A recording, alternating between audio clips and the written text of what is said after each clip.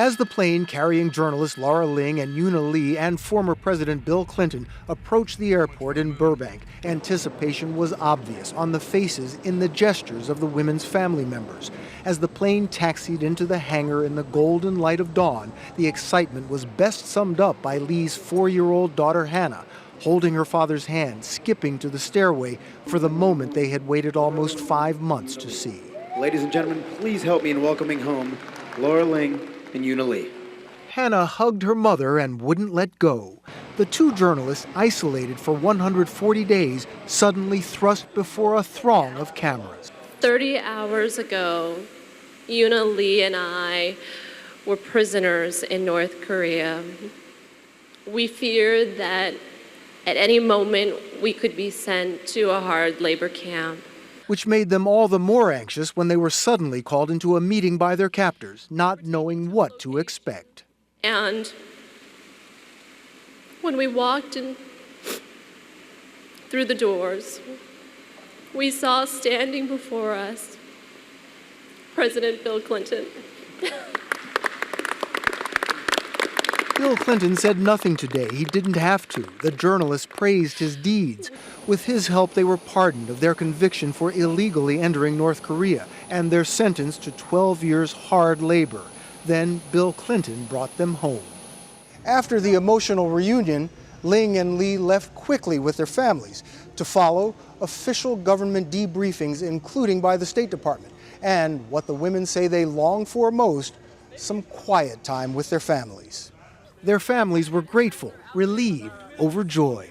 I think the first thing I said was, wow, I can't believe this is amazing. I think that they saw each other very early on for a couple of days in the beginning, and then they were separated for the duration of the 4.5 months. As for Euna Lee and Hannah, how does it feel to be home? Thank you. It feels so good. Today, President Barack Obama said he too was relieved. We are very pleased with the outcome, and I'm hopeful that the families are going to be able to get some good time together in the next few days. For 4.5 months, the nation watched as the families walked a tightrope, trying to keep the journalists' plight before the public eye with candlelight vigils, trying not to say anything to inflame the North Koreans. The women were captured on assignment for former Vice President Al Gore's current TV. But I want you all to know your families have been unbelievable. We could feel your love all the way in North Korea. It is what kept us going in the darkest of hours. For Euna Lee, Lara Ling, and their families, this must surely be their brightest day.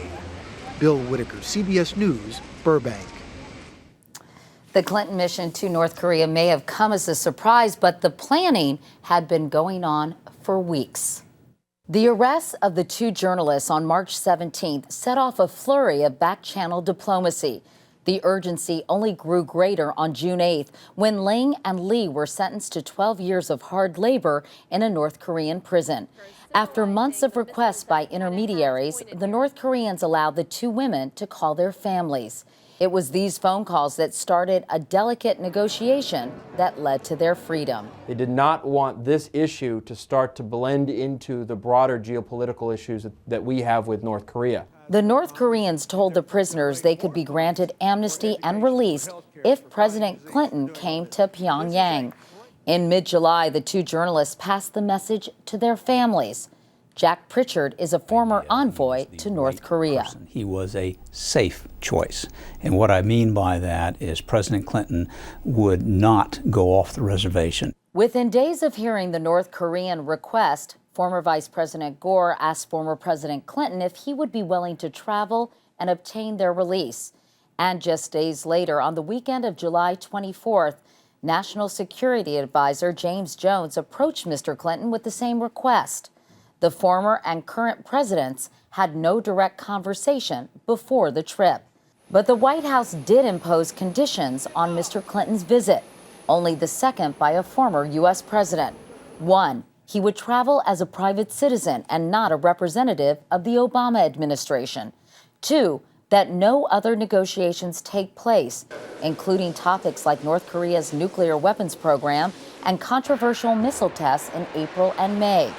But given the former president's interest in the issue, most experts say it's likely the subject came up. To have President Clinton in Pyongyang, the first high-level visit in a decade, and not raise some of these issues, I think is a little bit beyond belief. While the 20-hour visit proved successful in winning the release of Ling Euna Lee, major questions remain as to whether this will lead to more direct talks with a nation the Bush administration had frozen out. The North Koreans had a terrific face-saving opportunity, and if they didn't take advantage of this to send positive signals to President Clinton, then there's really no hope for them.